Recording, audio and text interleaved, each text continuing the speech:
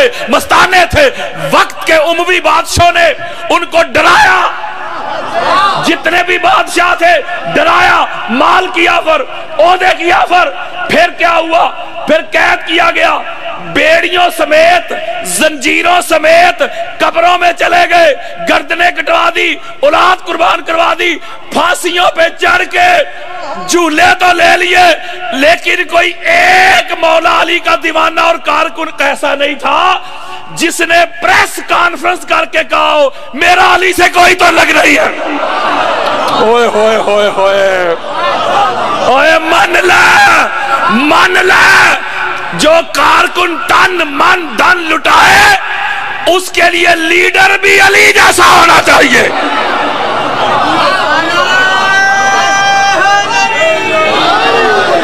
اس لیے اس گھر کو ماننے کے لیے سب سے پہلے گھر سے مخالفت شروع ہوتی ہے۔ ہم بڑے آسانی کے ساتھ کہہ دیتے ہم مانتے، لہٰذا آج کے دور میں کسی کو محبت اہل بیت اور معرفت اہل بیت جیسی عظیم نعمت اور دولت مل جائے نا، اس بات پہ اللہ کا شکر ادا کیا کرو، اللہ نے کائنات کی سب سے بڑی نعمت آپ کو عطا کر دی ہے۔ اس نعمت کا تعلق مال کے ساتھ نہیں، دولت کے ساتھ نہیں، عہدہ منصب کے ساتھ نہیں۔ میں نے بڑی بڑی جگیروں والے، بڑی بڑی گاڑیوں والے، مربوں والے، عہدہ منصب والے، محبت اہل بیت معرفت اہل بیت سے محروم، میں نے لینڈ کروزر پہ بیٹھے ہوئے ایسے کنگلے دیکھے ہیں، اور میں نے محبت اہل بیت معرفت اہل بیت سے مالا مال، مزین، لبریز، وہ ریڑی لگانے والے، وہ چھابڑی اٹھانے والے، ایسے دولت مند بھی دیکھے ہیں۔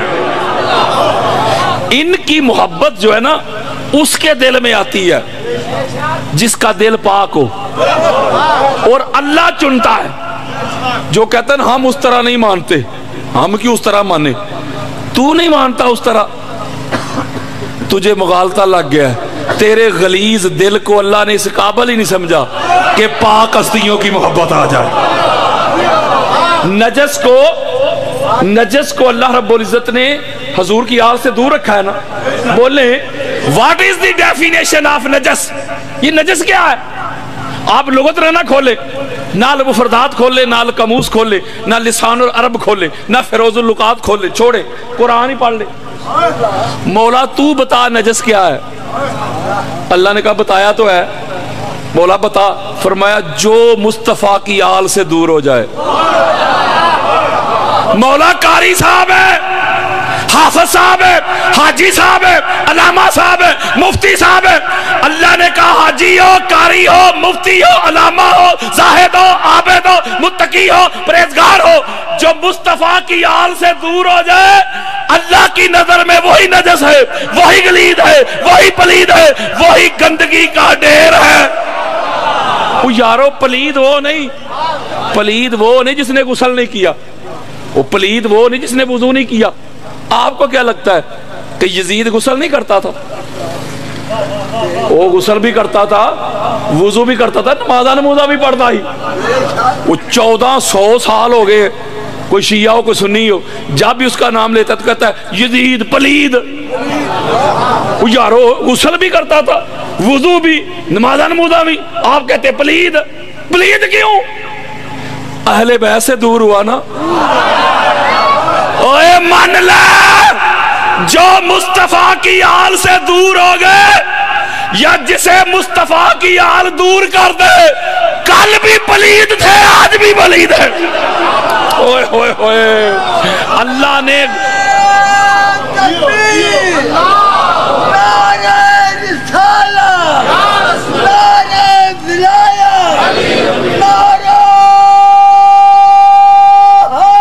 یا علی، اللہ نے غلاظت کو پیر علی دیتا تھے، آج حکمت پیر علی دیتا تھے، کیوں در در کھوپڑا کھائے، کیوں رس بنتے گبداران دے، تو بدبخت آگور کہہ دے، جڑے دشمن آل رسول دے، تو کیا کیا رتبے دے دے، لکھ لانت تیرے جمن دے، بج نور دے خاک میں دے۔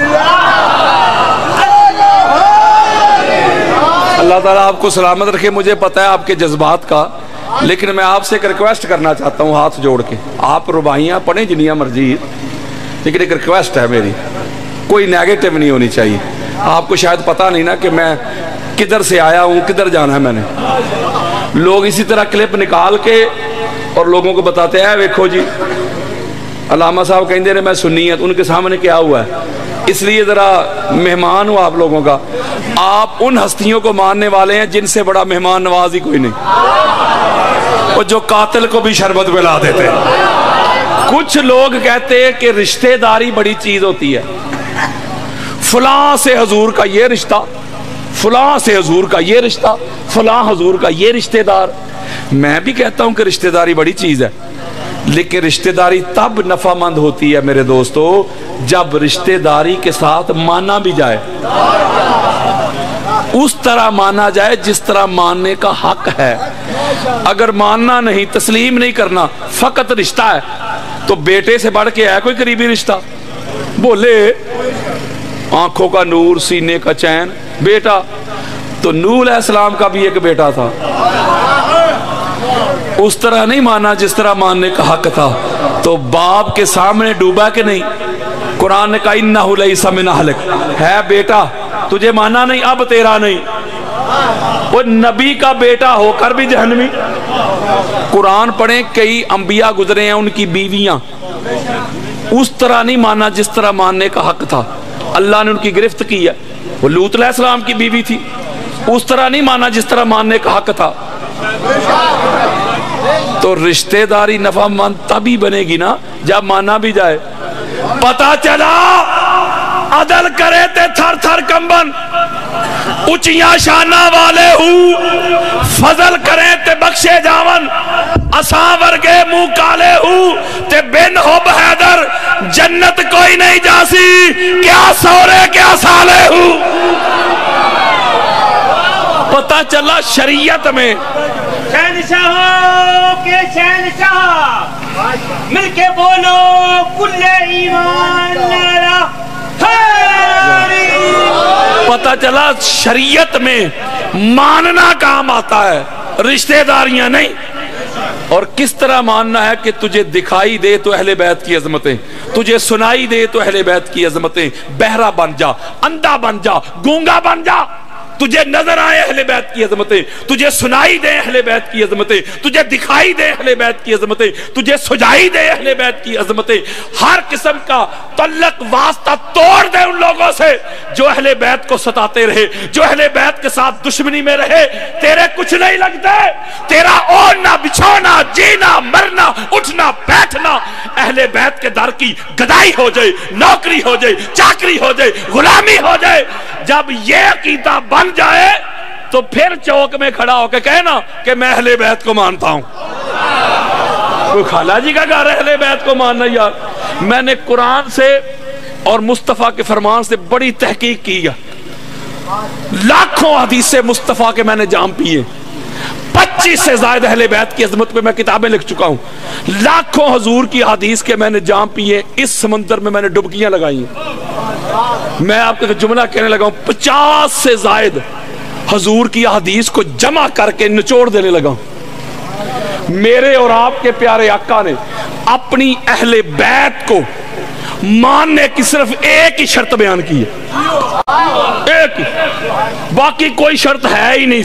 نہ شیعہ ہونا شرط ہے کہ جو شیعہ ہوگا وہی مانے گا، نہ سنی ہونا شرط ہے، نہ دیوبند ہونا شرط ہے، نہ الحدیث ہونا شرط ہے، نہ کوئی عالم ہونا شرط ہے، اور نہ کوئی وزیر مشیر ہونا شرط ہے، اعلیٰ عہدے پہ ہونا شرط ہے. ایک ہی میرے اور آپ کے پیارے آقا نے ایک ہی 50 سے زائد اہل سنت کی 350 کتب کے ریفرنسز تھے. جو لوگ مجھے جانتے ہیں ان کو پتہ ہے حوالوں کی کمی نہیں، وقت بچا رہا ہوں. 350 سے زائد ریفرنسز ہیں اسی حدیث کی الفاظ کے رد و بدل کے ساتھ. 50 سے زائد حدیث کو جمع کر کے نچوڑ آپ کے سامنے رکھتا ہوں.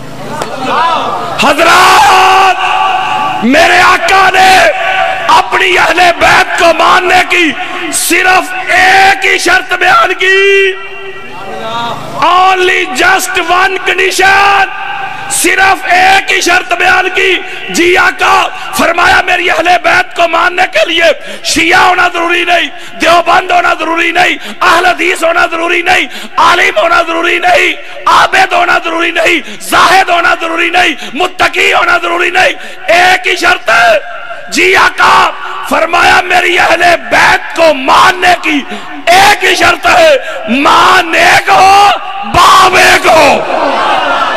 ہوئے ہوئے ماں نیک ہو باپ، اب میری طرف آؤ، جب یہ حدیث آ گئی کہ اہل بیت کو وہ مانتا ہے، اہل بیت سے محبت وہ کرتا ہے، اہل بیت کے غم میں غمگین وہ ہوتا ہے، اہل بیت کی خوشی میں خوش وہ ہوتا ہے، ماں نیک ہو باپ ایک ہو، اب آؤ میری طرف، یہ حدیث آ گئی نا، یہ چیلنج کر رہا ہوں سینہ چوڑا کر کے، اب میری طرف آؤ، الاستیاب کو پڑھ کے دیکھ لو، طبقات ابن سعد کو پڑھ کے دیکھ لو، اسد الغابہ کھولو، طبقات ابن سعد کھولو، فضائل صحابہ کھولو، ابن خلدون کو پڑھو، ابن حشام کو پڑھو، تبری کو پڑھو، اماد الدین ابن کثیر کو پڑھو، بخاری کھول کے دیکھ لو، مسلم، ابو داؤد، نسائی، ترمذی، حاکم، قسطلانی، اسقلانی، سیوطی، بیہقی، طبرانی، قاضی عیاض، ابن حجر مکی، علامہ علوسی، شیخ اسماعیل حقی، فخر الدین رازی، قاضی ثناء اللہ پانی پتی، امام اعظم ابو حنیفہ، شافعی، مالک، احمد بن حنبل۔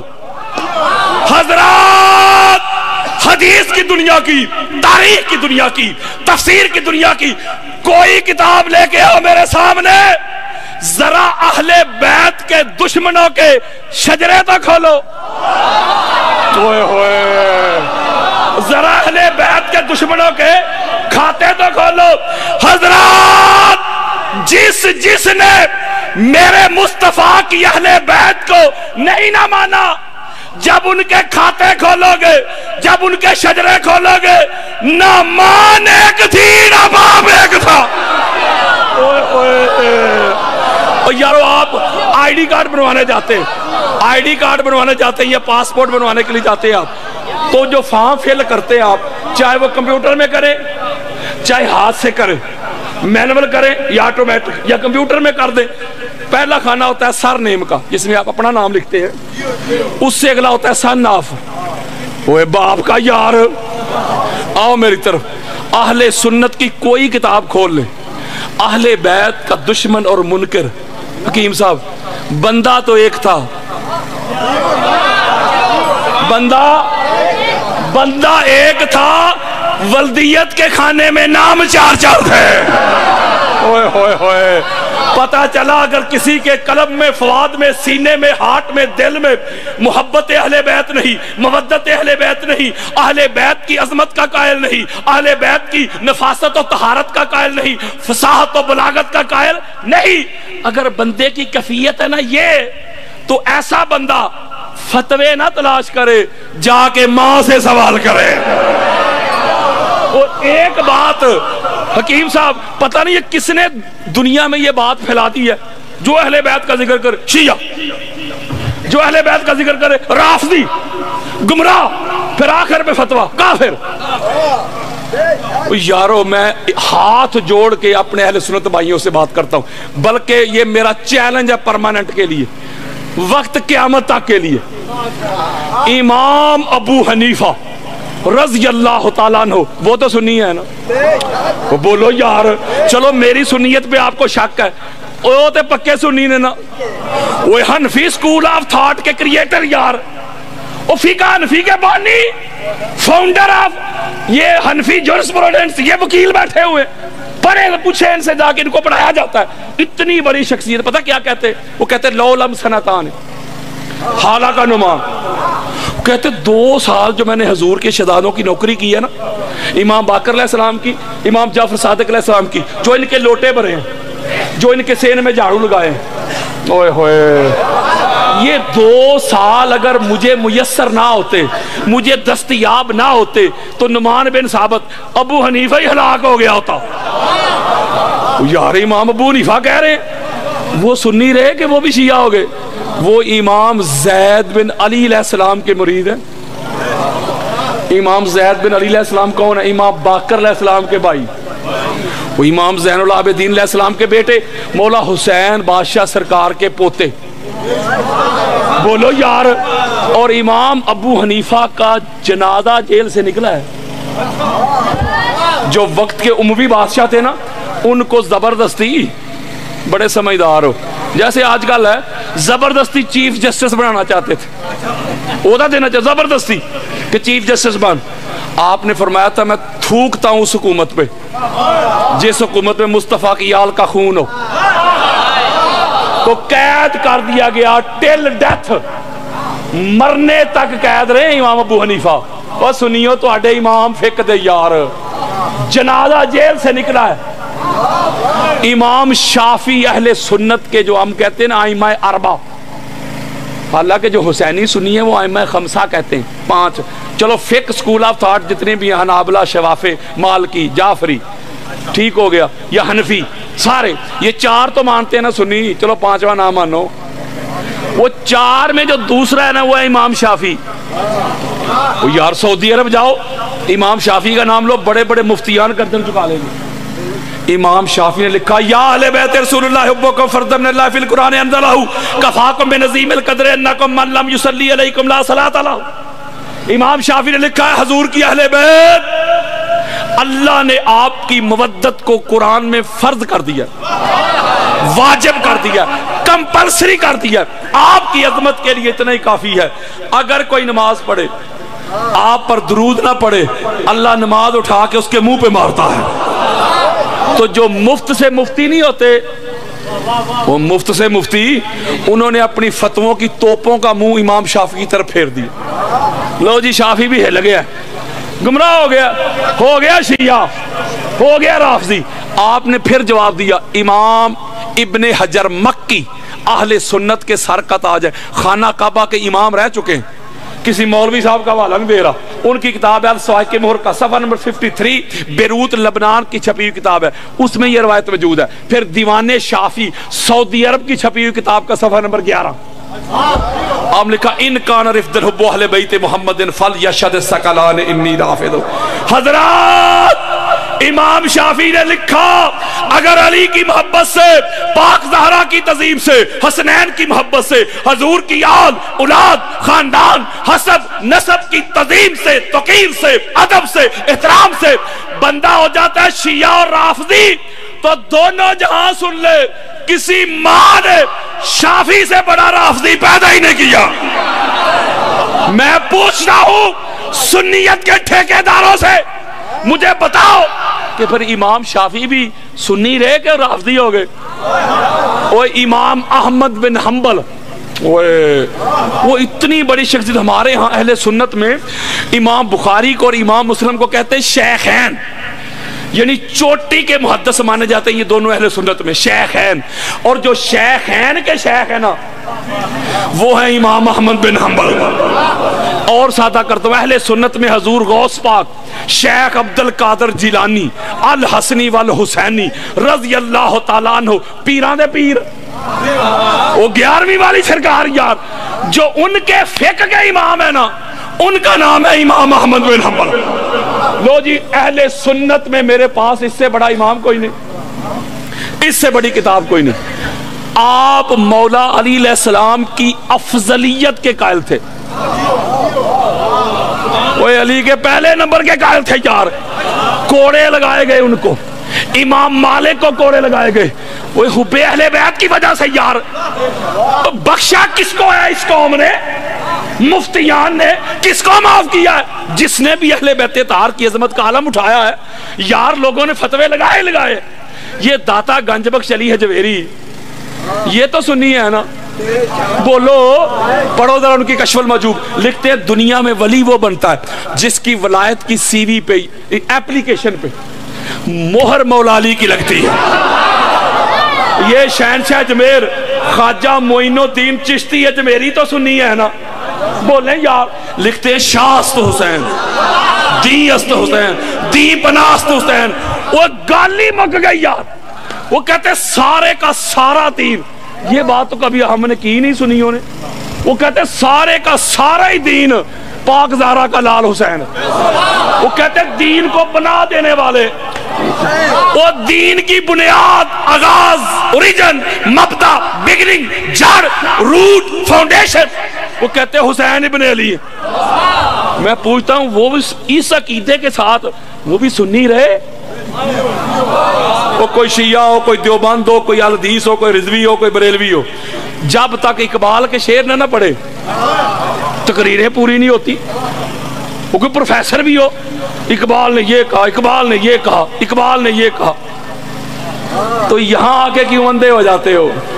یہ اقبال کا شعر کیوں نظر نہیں آتا؟ اقبال لکھتا ہے پوچھتے کیا ہو مذہب اقبال، یہ گناہگار بو ترابی ہے۔ میں ایک جملہ کہنے لگا ہوں،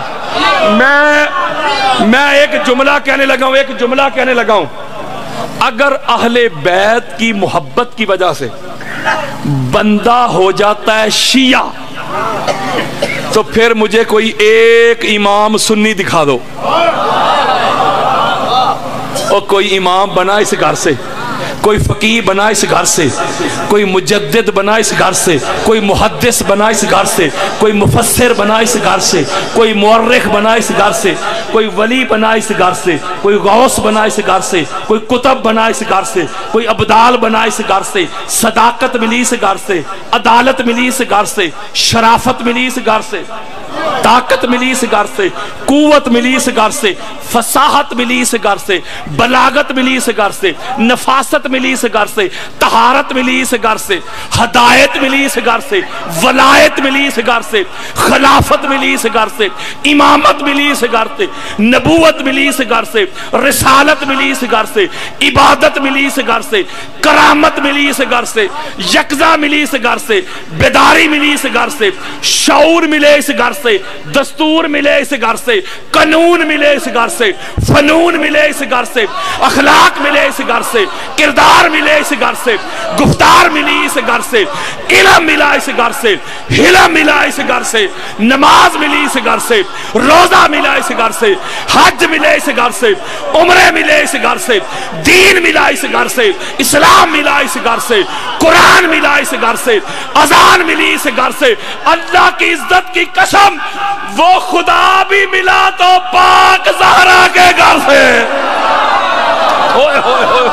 وہ سارا کچھ تو اس گھر سے ملا یار۔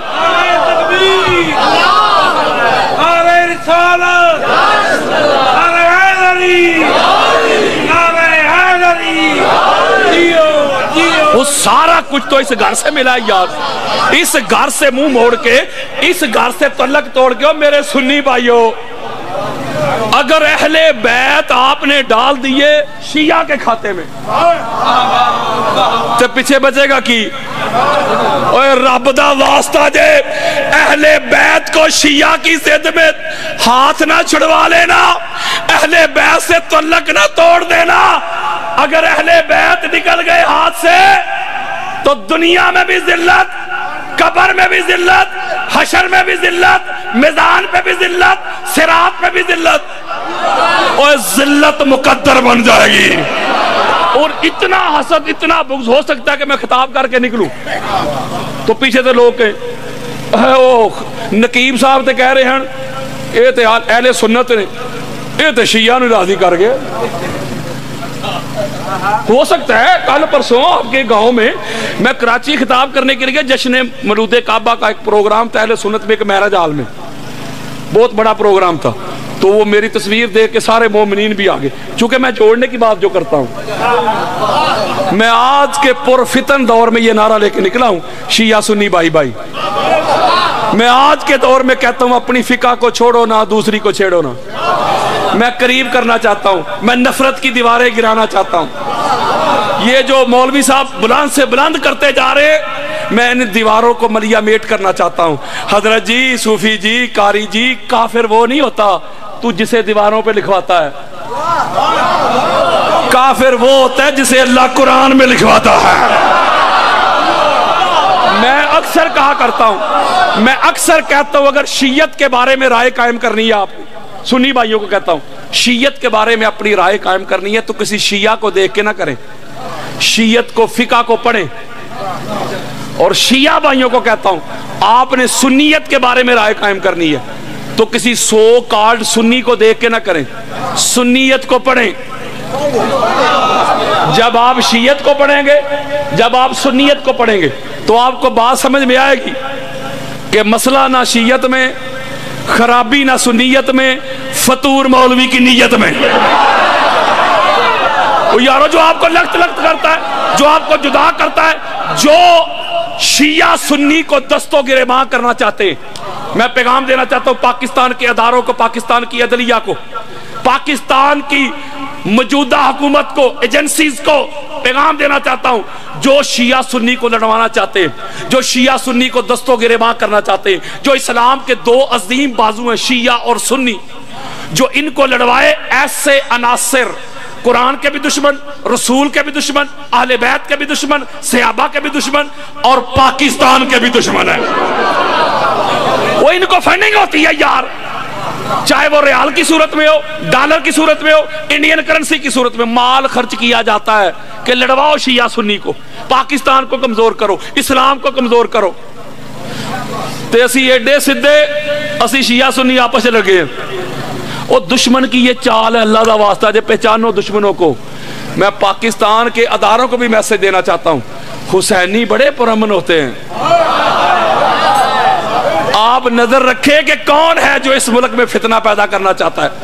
حسینی تو ہیں ہی پرامن، میں تو شیعہ سنی کی بات نہیں کر رہا، حسینیوں کی کر رہا ہوں۔ پچھلے سال پتہ ہے نا ایک پلاننگ ہوئی تھی، ایک میٹنگ ہوئی تھی کہ عزاداری حسین کے جلوس کو روک دینا ہے، علی ولی اللہ کی اذان کو روک دینا ہے۔ سب سے پہلے 1.5 گھنٹے میں نے جواب دیا تھا، ایسے کتاب میں کھول کھول کے دکھائی تھی اہل سنت کی۔ میں نے کہا تھا مفتی تو روکے گا عزاداری حسین کے جلوس، اور تو روکے گا علی ولی اللہ کی اذان؟ تیری اوقات کیا، تیری حیثیت کیا، تیری ذات کیا، تیرا وجود کیا؟ تو روکے گا؟ تیرے باپ امیہ سے لے کے ضیاء تک بڑے بڑے عامر آئے، بڑے بڑے جابر آئے، علی ولی اللہ کی اذان کو روکنے والے، عزاداری حسین کے جلوس کو روکنے والے، وہ روکنے والے مر گئے، مٹ گئے، ہواؤں میں اڑ گئے۔ لبیک یا حسین کی صدائیں کل بھی آتی تھی، آج بھی آتی ہے، قیامت تک آتی رہے گی۔ میں نے ایک جملہ کہا تھا، میں نے کہا تھا مفتی اور تجھے مغالطہ لگ گیا، کلی کلی نگر نگر گلی گلی پنج نعرے پنج دمی سوا لاکھ نعرہ۔ میں نے کہا تھا مفتی تجھے مغالطہ لگ گیا اور تجھے پتہ ہی نہیں حسینیہ کا، اور کس قوم کو چیلنج کرتا ہے۔ میں بار بار کہہ رہا ہوں شیعہ سنی کی نہیں بات کر رہا، حسینیوں کی۔ اس نے چیلنج کیا تھا حسینیوں کو۔ میں نے کہا تھا مفتی تجھے مغالطہ لگ گیا، کس قوم کو چیلنج کر رہا ہے؟ جا قبرستان چیک کر جا کے، آج بھی حسینیوں کی قبروں سے لہو ٹپکتا ہے۔ یہ وہ قوم ہے، ہم نے جوان بیٹوں کے لاشیں اٹھائے ہیں، بھائیوں کے لاشیں اٹھائے ہیں، سردیوں کی ٹھٹھرتی راتوں میں بہنوں کی لاشیں رکھ کے احتجاج کیا ہے۔ تجھے پتہ ہی نہیں یہ برقعے پہن کے بھاگنے والی قوم نہیں ہے۔ ہم تن من تن لٹا سکتے ہیں، بازو کٹوا سکتے ہیں، سینے میں گولیاں کھا سکتے ہیں، علی ولی اللہ پہ کمپرومائز نہیں کر سکتے۔ اور پتہ نہیں یہ کیسی تھیوری آ گئی ہے۔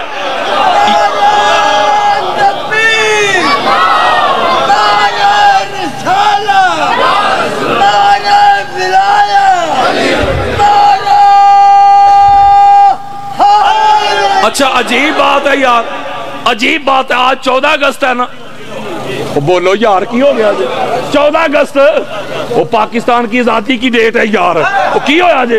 پتہ نہیں کی بن گئے، کچھ اسلام کے ٹھیکیدار بن گئے، کچھ سنیت کے ٹھیکیدار بن گئے، کچھ پاکستان دے مامے بن گئے۔ حضرت جی یہ ملک پاکستان تیرے پیو نے نہیں بنایا، جب ملک پاکستان بنانا تھا تو لیڈر ایک شیعہ تھا، یارو قائد شیعہ، لیڈر شیعہ، رہبر شیعہ، ایک شیعہ لیڈر کے اندر اس کی زیر قیادت، اس کی میت میں، سنگت میں، رفاقت میں، قربت میں اہل سنت بھی آئے، دیوبند بھی آئے، اہل حدیث بھی آئے، بڑے بڑے پیر بھی آئے، سارے ملے، جمع ہوئے، اتفاق ہوا، اتحاد ہوا، انفرادیت سے نکل کے इज्तमाइयत में आके जम हुए, मैं छोड़ के हम हुए। ओ यारो आज के दिन का मैसेज दे रहा हूं आपको, मैं छोड़ के हम हुए ना। जब हम हो गए, ना कोई शिया रहा, ना कोई सुन्नी रहा, ना कोई देवबंद रहा, ना कोई हदीस रहा, हम हो गए। तो बोलो यार, जब हम हो गए तो फिर अल्लाह ने 14 की बरकत से, 14 के फजल से, 14 के करम से, 14 के फैज से, 14 की नजर से 14 अगस्त का पाकिस्तान अता कर दिया। ओए होए होए होए। ओ यारो, ये जो 14 अगस्त है, ये जो 14 की डेट है, 1857 से तो मुसलमानों ने स्ट्रगल शुरू कर दी थी यार। ये डेट 14 क्यों? 15-16 भी हो सकती थी यार। ये इत्तेफाकिया नहीं 14। ओए पूरी प्लानिंग जे। अल्लाह जानता था कि 14 के नाम पे मुल्क दे रहा हूं। 2 तबकात होंगे बिलखसूस। एक तबका होगा 14 को अल्लाह मानने वाला, नूर मानने वाला, मुनज़्ज़ा, मुसफ़्फ़ा, मुजल्ला, पाक, साफ, ताहिर, मुताहिर, हादी, महदी, मसूम। दूसरा तबका सारे इको दे आला। अल्लाह ने कहा वो जो 14 के मानने वाले होंगे उनको तो 14 के अदद से भी बड़ी मोहब्बत होगी। वो तो लाखों रुपया खर्च करेंगे कि गाड़ी के रजिस्ट्रेशन नंबर में 14 आ जाए। हजारों रुपया खर्च करेंगे और मोबाइल नंबर में 5, 12, 14, 72 आ जाए। 14 के फॉलोवर तो 14 के अदद को भी चूमेंगे। लेकिन मुनकरों पे ऐसा केटू पहाड़ गिराया अल्लाह ने। अल्लाह ने कहा भाई मुनकर भी कहेंगे अच्छा कल